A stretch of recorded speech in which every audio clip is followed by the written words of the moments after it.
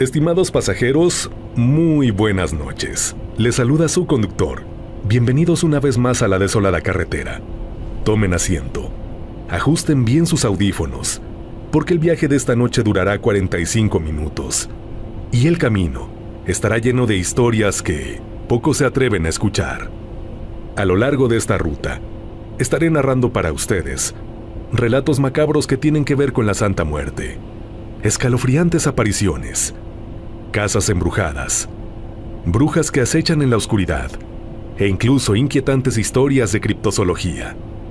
Así que apaguen la luz, miren por la ventana y acompáñenme, porque esta noche, la desolada carretera vuelve a despertar. Estimados pasajeros, favor de abordar, ya que aquí comienza otro viaje a través de la desolada carretera, con rumbo hacia lo desconocido. La misteriosa dama del puente. Muy buenas noches, conductor. Saludos a todos los pasajeros de la desolada carretera. Mi nombre es Octavio, y lo que voy a contarles me pasó hace ya algunos años, en las fiestas de Teocaltiche, Jalisco. En aquel tiempo yo era muy fiestero. Mi amigo Toño y yo no nos perdíamos ninguna celebración del pueblo. Cuando íbamos a las fiestas, tomábamos, convivíamos y regresamos de madrugada. Nuestros familiares siempre nos advertían lo mismo, que dejáramos de andar así, de borrachos y desvelados, porque algún día se nos iba a aparecer algo en el camino. Pero nosotros nos burlábamos de esas advertencias. Pensábamos que eran cuentos para asustarnos, y nunca hicimos caso. Una noche de fiesta, como tantas otras, fuimos nuevamente a Teocaltiche. El ambiente estaba muy bueno. Música, gente por todos lados, y la verdad la estábamos pasando bastante bien. Pero ya entrada la madrugada comenzó a llover fuerte, así que decidimos retirarnos. Íbamos en mi camioneta. Yo manejaba y Toño iba de copiloto. La carretera estaba oscura, mojada y prácticamente sola. Cuando pasábamos por una zona conocida como el Puente Tepoca, algo llamó nuestra atención.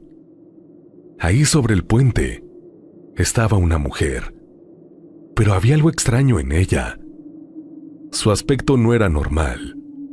Su ropa parecía de otra época, vieja, desgastada, como si hubiera pasado muchos años con ella puesta, y además, llevaba algo en sus brazos. Parecía ser un niño. Toño y yo nos miramos. Pensamos que quizá necesitaba ayuda, así que me orillé a un lado del camino.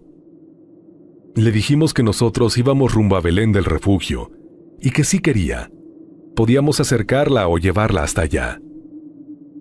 La mujer no dijo ni una sola palabra. Solo levantó la cabeza y asintió lentamente. Le ofrecimos subir a la cabina con nosotros para que no se mojara, pero ella negó con la mano e hizo una seña apuntando hacia atrás, a la caja de la camioneta. «Pero se va a mojar, señora», le dijimos. Aún así insistió. Entonces le prestamos un hule que llevábamos en la camioneta, para que se cubriera de la lluvia. La mujer lo tomó, subió a la caja trasera, y nos pusimos nuevamente en camino. La lluvia seguía cayendo mientras avanzábamos por la carretera. Todo iba normal, hasta que llegamos cerca del cruce de Belén. Las luces de mi camioneta, iluminando metros más adelante, nos hicieron ver algo que nos dejó completamente helados. Ahí, en medio del camino, estaba la mujer, parada frente a nosotros, con el niño todavía en los brazos. Toño y yo nos quedamos mirando sin entender. Volteamos instintivamente hacia la parte trasera de la camioneta. La caja estaba vacía. No había nadie. No entendíamos cómo era posible. Que aquella mujer se hubiera bajado sin que nos diéramos cuenta, y menos aún, que hubiera llegado hasta ese punto en cuestión de segundos. Esto carecía de cualquier lógica. Mientras tratábamos de entender qué estaba pasando, la mujer, aún sosteniendo al niño, levantó lentamente su mano derecha y nos hizo la seña universal de gracias. En ese momento sentí que un frío me recorría todo el cuerpo. No dijimos nada, solo pisé el acelerador con todas mis fuerzas. Tomé otro entronque y no reduje la velocidad hasta llegar finalmente a Belén del Refugio. Cuando por fin nos detuvimos, bajamos de la camioneta todavía nerviosos. Fuimos hacia la parte trasera. Lo único que quedaba ahí era el hule que le habíamos prestado a aquella mujer. Pero, ayudados por las luces del alumbrado público, que estaban iluminando bien la caja de la camioneta, fue cuando vimos lo peor de todo. La caja estaba completamente ensangrentada.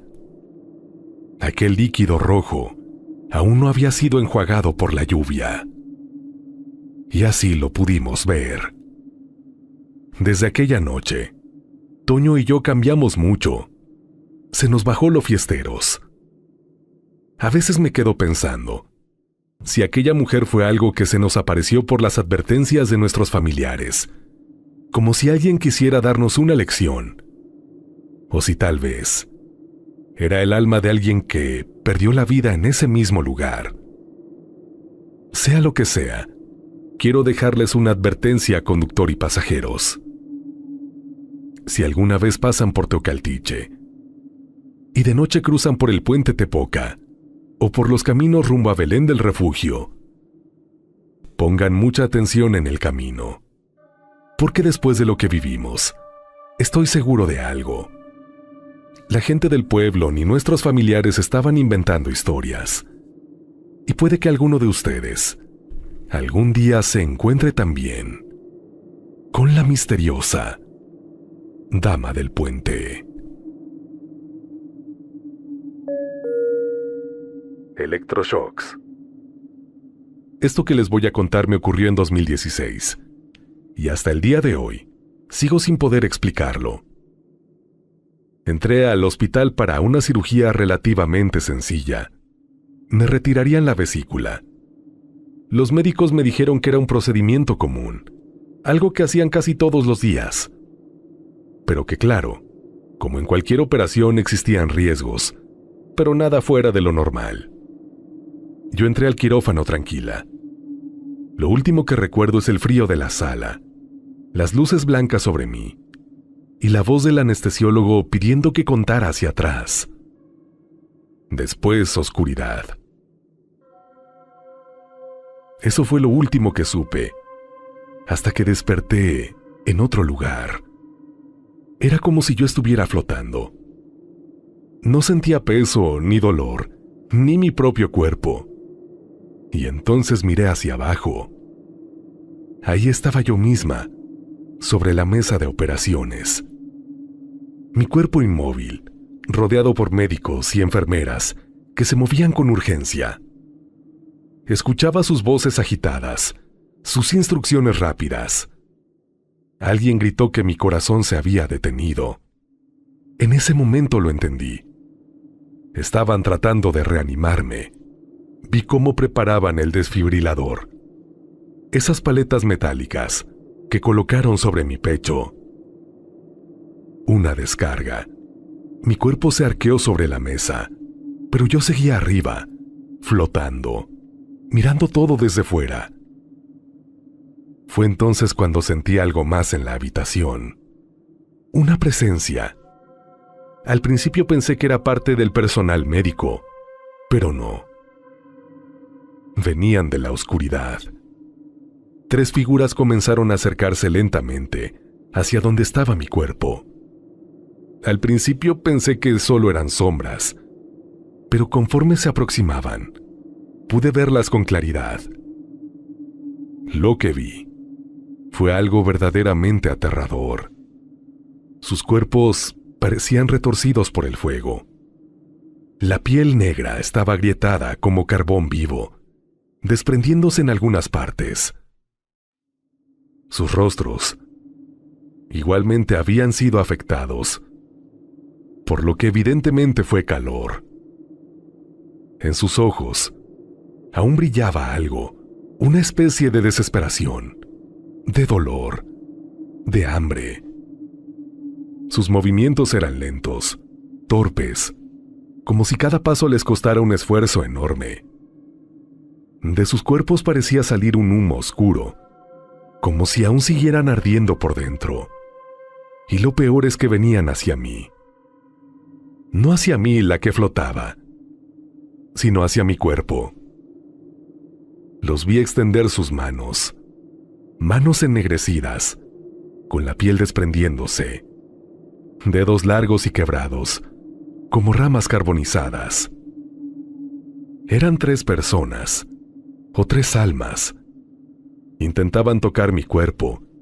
Era como si quisieran entrar en él, como si necesitaran un cuerpo, uno vivo para volver.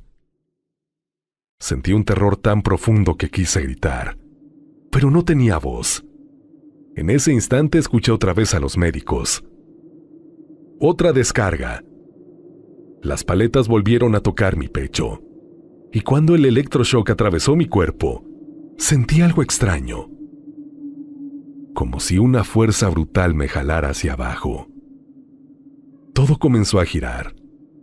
La habitación se volvió borrosa, y de pronto sentí que caía, directo hacia mi propio cuerpo.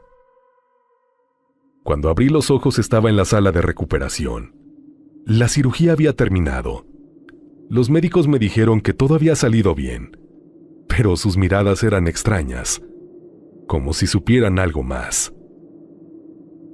Horas después hablé con ellos y con mi familia. Fue entonces cuando les conté lo que había vivido.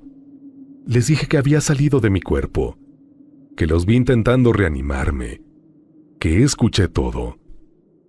El personal médico se miró entre sí, porque eso realmente había sucedido. La anestesia se complicó, mi corazón se detuvo y tuvieron que traerme de vuelta con electroshocks. Pero entonces les conté la parte más aterradora.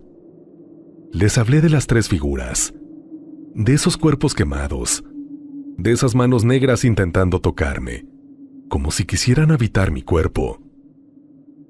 En ese momento el ambiente en la habitación cambió. El silencio fue opresivo. Mi doctor suspiró, y entonces confesó algo que nadie me había dicho. Mientras yo estaba en cirugía, ocurrió un accidente en una carretera cercana. Un vehículo se estrelló violentamente. 3 personas iban dentro. Las trasladaron de emergencia al mismo hospital. Pero el impacto había sido tan fuerte que el auto se encendió y los ocupantes no lograron salir. Cuando llegaron al hospital, sus signos vitales eran extremadamente débiles. Y finalmente, murieron pocos minutos después. Los 3. El doctor terminó su historia con una frase que todavía me estremece.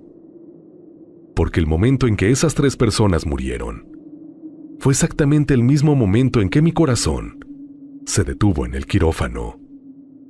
Desde ese día, hay algo que no puedo dejar de pensar.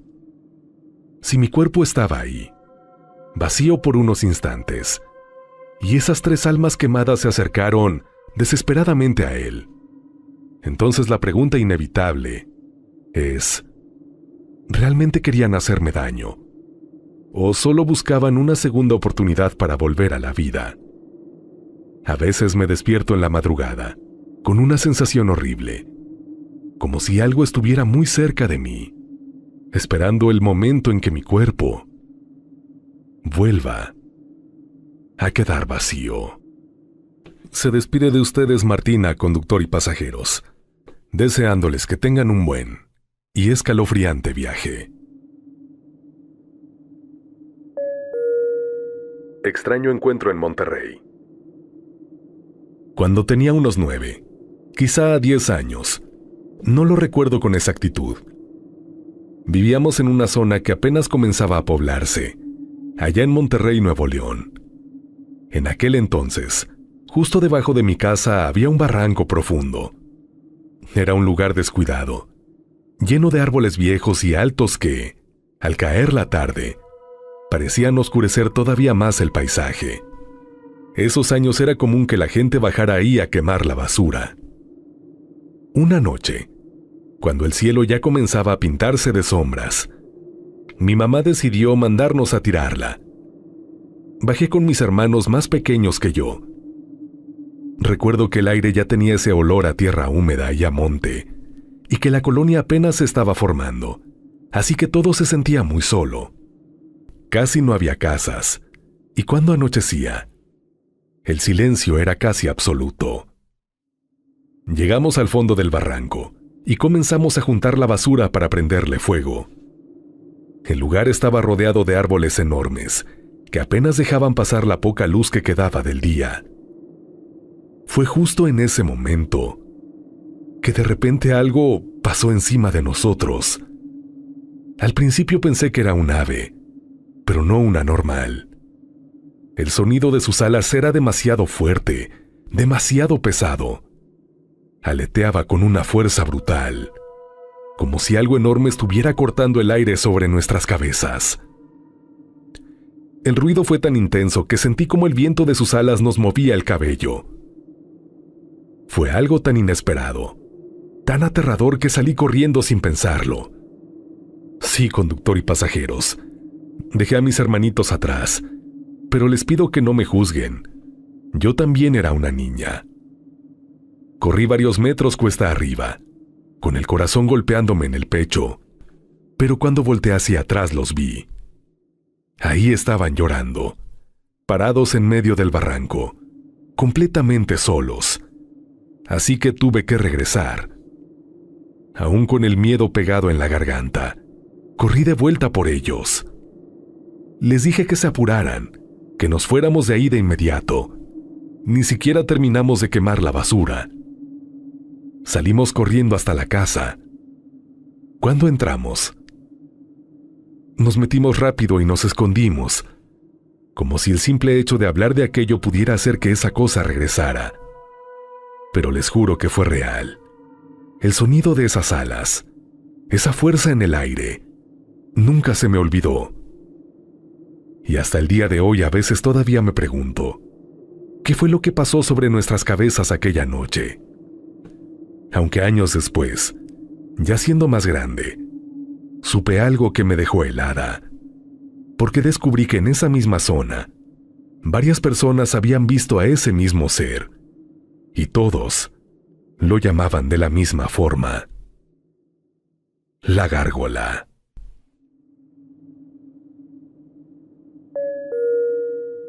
Ruidos en la noche. Buenas noches, conductor, y a todos los pasajeros que viajan por esta desolada carretera. Si me permiten acompañarlos unos minutos en el trayecto, quiero contarles algo que me ocurrió hace algunos años, cuando fui a realizar mi servicio de medicina en un pequeño pueblo del interior de Colombia. Era un lugar muy apartado, de esos donde la vida se mueve a otro ritmo. Allí no había electricidad todo el tiempo. En el pueblo solo había un generador que funcionaba con gasolina, y para ahorrar combustible, la luz se cortaba todos los días a las 10 de la noche en punto. Después de esa hora, todo quedaba completamente a oscuras. Lo único que rompía el silencio era un radio pequeño de pilas que yo encendía para no sentirme solo. A veces sintonizaba música, otras veces programas de charla. Lo dejaba encendido hasta que el sueño me vencía. El primer día que llegué, alquilé un cuarto en la casa de una señora mayor. Era una vivienda humilde, pero ella fue muy amable conmigo. El cuarto era pequeño. Apenas cabía una cama que ella me prestó y una silla de madera. Había algo curioso en ese cuarto. Una de las paredes no era realmente una pared, sino una división de madera, bastante vieja. En la parte de arriba tenía unas pequeñas hendiduras, unos hoyitos por donde, si uno prestaba atención, podía escuchar todo lo que pasaba del otro lado. Durante la primera semana todo estuvo completamente normal. Pero unos días después, comenzaron los ruidos. Por las noches, cuando ya todo el pueblo estaba en silencio, empecé a escuchar sonidos que venían del otro lado de la división. Primero eran leves, casi imperceptibles, como hojas de papel arrugándose. A veces parecía el ruido de bolsas de plástico moviéndose. Otras veces algo que raspaba el suelo lentamente.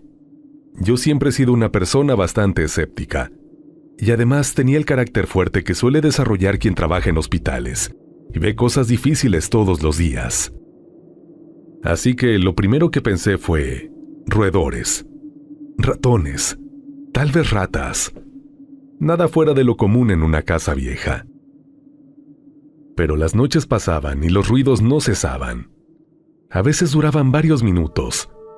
Otras veces parecían moverse por toda la habitación del otro lado. Y lo peor de todo era que me despertaban constantemente. Después de varios días así, decidí hablar con la señora. Una tarde, con toda la calma posible, le comenté que del otro lado de la división se escuchaban ruidos muy extraños por las noches. Le dije que probablemente había animales y que tal vez sería buena idea revisar. La viejita me escuchó con mucha atención. No se sorprendió ni pareció preocupada. Simplemente se quedó en silencio unos segundos.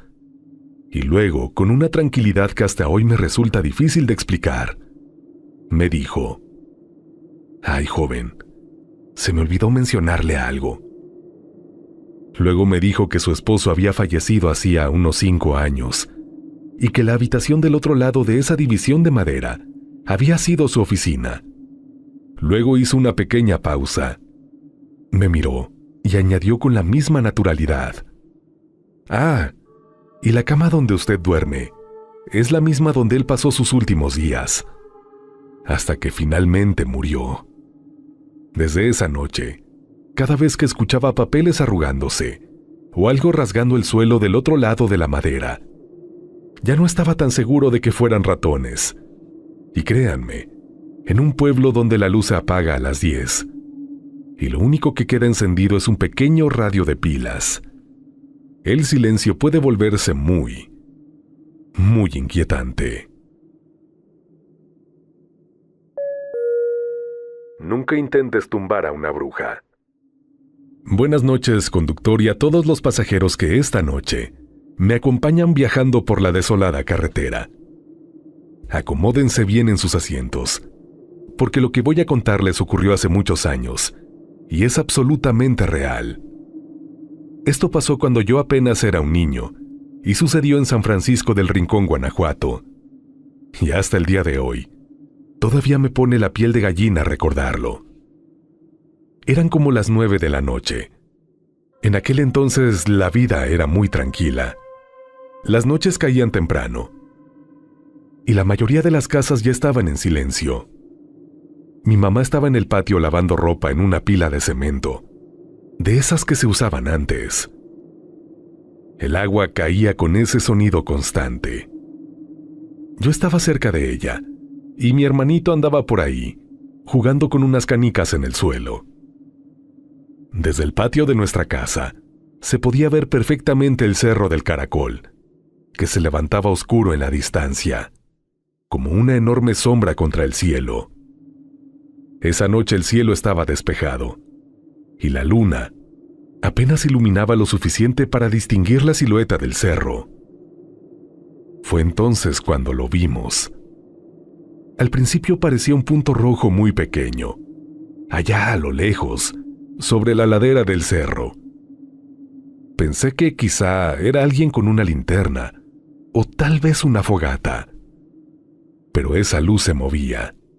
No se movía como lo haría una persona caminando.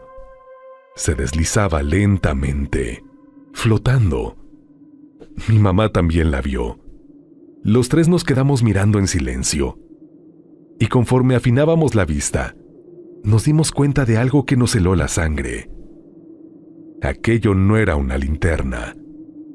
Era una especie de bola incandescente roja, brillante, como si fuera una pequeña bola de fuego, suspendida en el aire. Se movía despacio, como si estuviera vigilando desde lo alto del cerro. Entonces mi mamá, con una seguridad que hasta hoy me sorprende, dijo algo que en ese momento me hizo sentir un frío en el estómago.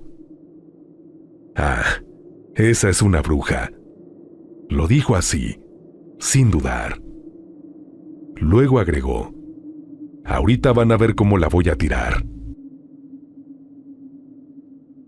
Resulta que ella había escuchado una especie de creencia antigua. Algo que la gente del pueblo decía que podía hacerse cuando uno veía una bruja en forma de bola de fuego. Mi mamá traía puesta una sudadera vieja, y mientras seguía mirando aquella luz roja en el cerro, comenzó a rezar un Padre Nuestro. Al mismo tiempo, tomó uno de los cordones de la sudadera y empezó a hacerle nudos. 1, 2, 3, mientras rezaba en voz baja. Y entonces ocurrió algo que hasta hoy no puedo explicar. Aquella bola de fuego dejó de moverse. Se quedó completamente estática en el aire, como si se hubiera dado cuenta de que la estaban observando. Mi mamá siguió rezando y siguió haciendo nudos en el cordón. 4, 5. Y justo cuando terminó de hacer el quinto nudo, aquella bola incandescente se movió de golpe. Pero esta vez no lentamente. Salió disparada, directamente hacia nosotros. Yo nunca había visto algo moverse así. Era como si un cometa rojo viniera cayendo desde el cerro, cada vez más rápido, cada vez más grande. Mi hermanito empezó a llorar. Yo me quedé paralizado. Y mi mamá dejó de rezar. En cuestión de segundos, aquella cosa ya estaba sobre nuestra casa. La bola de fuego se detuvo en el aire, suspendida frente al patio, brillando intensamente, como si nos estuviera mirando. Nunca olvidaré esa sensación. Era como si hubiera algo dentro de esa luz, algo furioso. Mi mamá ya no hizo más nudos. Ya no siguió rezando. Simplemente dijo: «Métanse a la casa». Y los tres corrimos. Entramos cerrando la puerta con fuerza, con el corazón latiéndonos fuertemente. Nos quedamos en silencio, sin atrevernos a salir. No sé cuánto tiempo pasó. Tal vez minutos, tal vez más. Pero cuando finalmente nos atrevimos a mirar por la ventana, la bola de fuego ya no estaba. Desde aquella noche, mi mamá nunca volvió a intentar tirar a una bruja. Y jamás volvió a rezar ni a hacer nudos cuando veía algo extraño en el cielo. Algo que no era poco común en San Francisco del Rincón. Y aquella escena, esa bola roja suspendida frente a nosotros, como si hubiera venido a reclamar lo que mi madre intentó hacer, se quedó grabada en mi memoria como uno de los fenómenos más inquietantes que he visto en toda mi vida. Así que si alguna vez, en medio de la noche, conductor y pasajeros, o mientras recorremos esta desolada carretera, al ver por fuera del autobús, observan una luz roja flotando a lo lejos, mi consejo es simple: no la desafíen, porque algunas cosas, cuando las llamas, pueden venir a buscarte. La casa en remate. Muy buenas noches, conductor y pasajeros de la desolada carretera. Mi nombre es Victoria. Soy de origen mexicano, aunque mi familia lleva muchos años viviendo en Estados Unidos. Lo que voy a contarles ocurrió en los años 90 en la ciudad de Detroit. Y hasta el día de hoy, sigo pensando que haber vivido en esa casa Fue uno de los mayores errores de nuestras vidas. Todo comenzó cuando mis papás encontraron una casa que parecía una auténtica ganga. En aquella época, las casas en esa zona podían costar alrededor de $80,000, pero esta nos la vendían por apenas $15,000. Era demasiado barata. En Estados Unidos existe algo curioso. Si tú le preguntas directamente al vendedor si en la casa ocurrió algún hecho trágico o violento, por ley está obligado a decirte la verdad.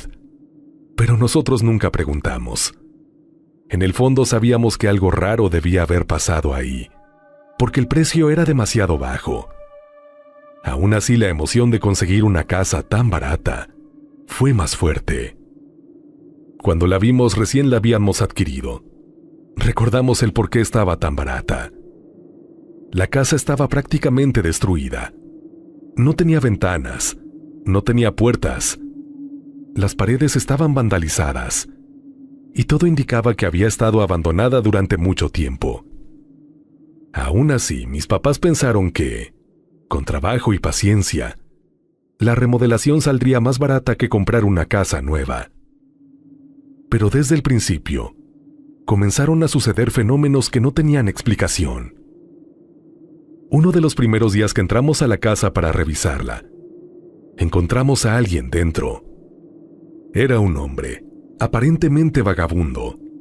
Estaba tirado en las escaleras, completamente inconsciente.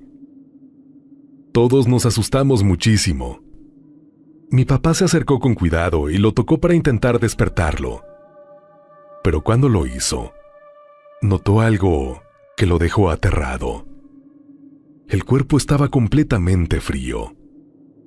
Mi papá pensó que aquel hombre ya no tenía vida, así que salimos rápidamente de la casa y llamamos a los servicios de emergencia. Cuando llegó la policía y los paramédicos, entraron a revisar, pero regresaron diciendo algo que nos dejó confundidos. No había nadie dentro de la casa. Nadie. La casa estaba completamente vacía. Y lo más extraño es que no había ninguna otra salida por donde ese hombre pudiera haberse ido. Mi familia y yo estamos completamente seguros de lo que vimos. Ese vagabundo estaba ahí, pero simplemente desapareció. Con el tiempo comenzamos a reparar la casa y finalmente nos mudamos. Pensamos que aquel episodio extraño quedaría atrás, pero en realidad apenas estaba comenzando. La primera vez que vi al niño fue mientras estaba en la cocina. Estaba preparando algo de comer cuando, de repente, sentí que alguien estaba a mi lado. Volteé y ahí estaba. Era un niño pequeño, de cabello rubio, piel muy clara, y llevaba puesto un overol.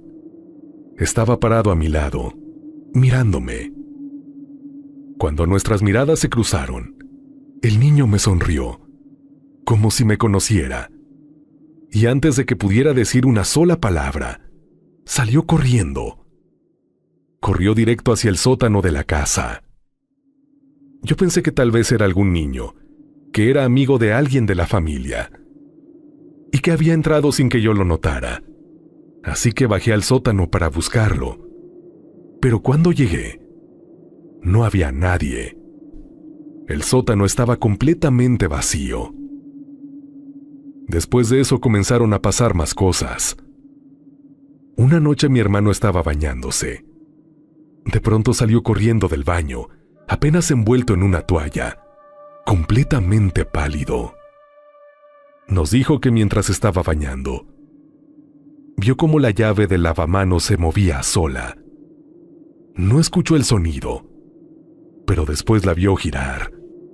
Fue como si una mano invisible le diera vuelta, y él estaba completamente solo.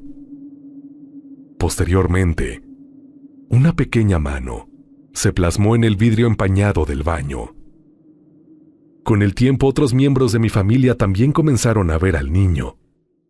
A veces lo veíamos corriendo por el pasillo.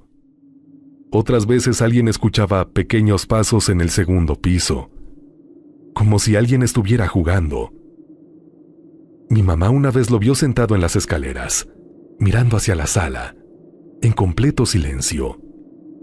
Cuando ella intentó acercarse, el niño simplemente desapareció, frente a sus ojos. Pero hubo algo que nos asustó todavía más. Una noche escuchamos que en el sótano, alguien estaba jugando con una pelota. Se escuchaba el rebote, una y otra vez, como si un niño estuviera entreteniéndose ahí abajo. Mi papá bajó con una linterna para ver qué estaba pasando. Cuando abrió la puerta del sótano, el sonido se detuvo de golpe. No había nadie. Entonces bajó las escaleras y se sorprendió porque en medio del piso había una pelota vieja rodando lentamente. Fue entonces cuando decidimos investigar la historia de la casa. Y lo que descubrimos nos dejó helados. Años atrás, esa casa había pertenecido a una familia con un niño pequeño. El niño enfermó gravemente, de un padecimiento muy duro. Sus padres hicieron todo lo posible por salvarlo, pero con el tiempo su salud fue empeorando, hasta que finalmente perdió la vida dentro de esa misma casa. La familia quedó devastada. Por eso abandonaron la propiedad. Después de eso, la casa quedó vacía durante mucho tiempo.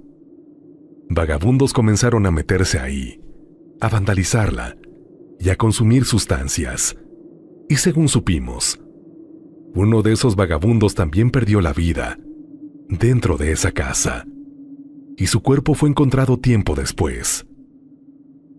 Cuando entendimos todo eso, mucho comenzó a tener sentido.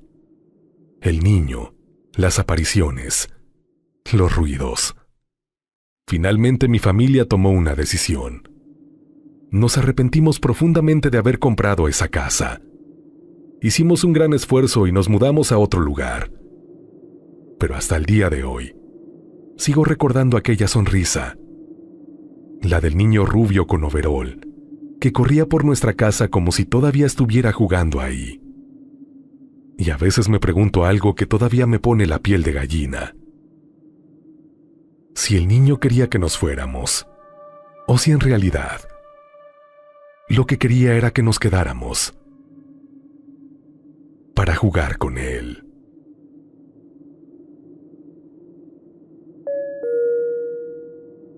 Devoción. Esto que les voy a contar pasó en Tepito, más o menos por el año 2004. Yo tenía un amigo que vivía por ahí, y un día fui a visitarlo a su casa. Cuando entré, algo me llamó mucho la atención. En una esquina del cuarto tenía un altar a la Santa Muerte. Veladoras, copas, frutas, todo bien acomodado. La verdad no pude ocultar mi curiosidad, así que le pregunté.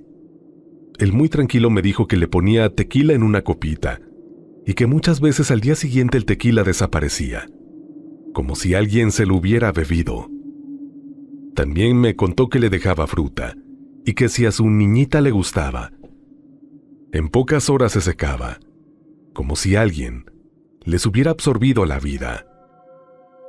En ese momento lo tomé como una de tantas creencias del barrio, algo curioso, pero nada más.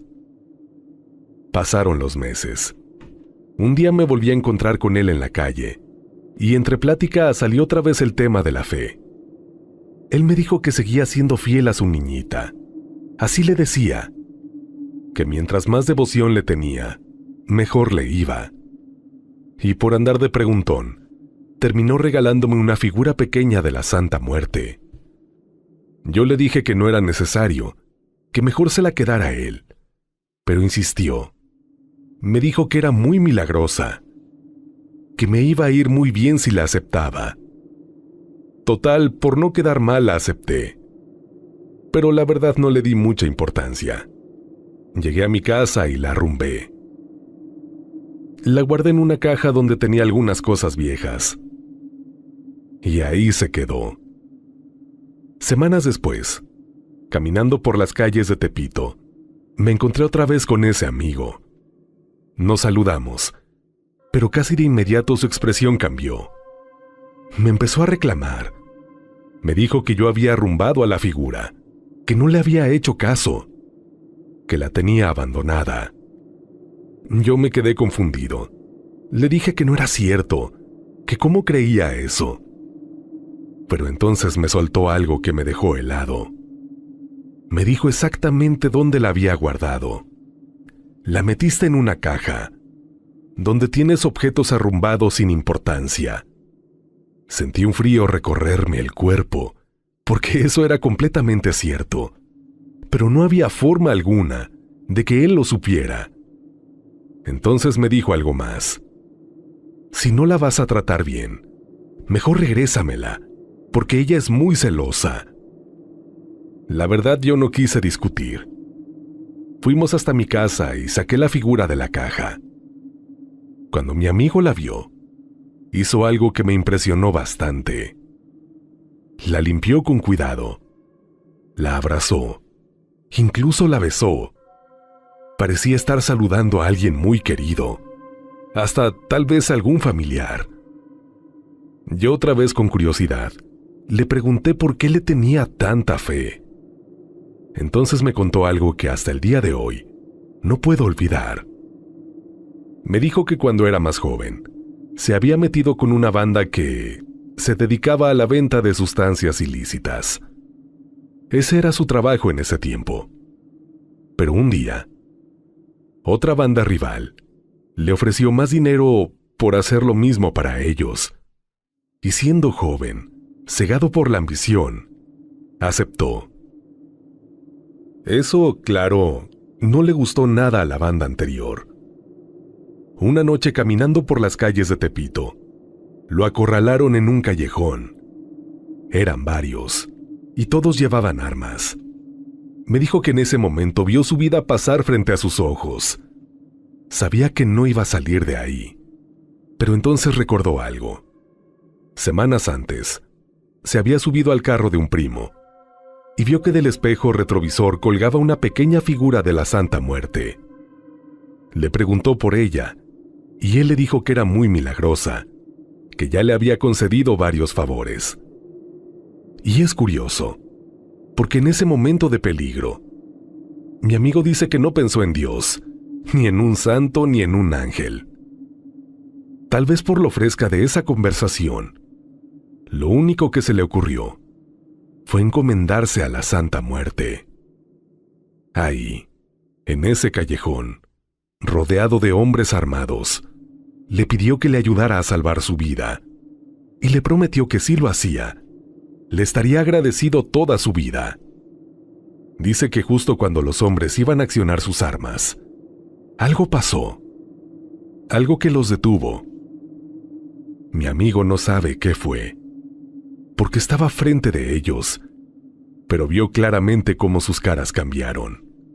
Primero confusión, luego miedo, y después terror. Uno de ellos gritó algo que él no alcanzó a entender, pero todos, absolutamente todos, guardaron sus armas y salieron corriendo despavoridos, como si hubieran visto algo que no podían enfrentar. Mi amigo se quedó solo en ese callejón, sin entender qué había pasado, sin saber qué habían visto ellos, pero con la certeza de algo, que su llamado había sido escuchado.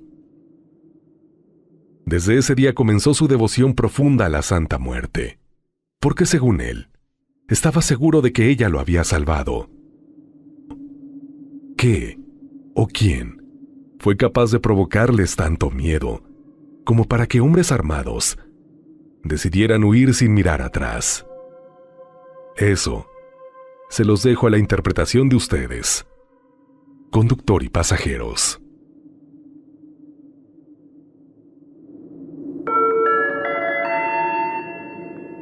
Estimados pasajeros, hemos llegado a nuestro destino.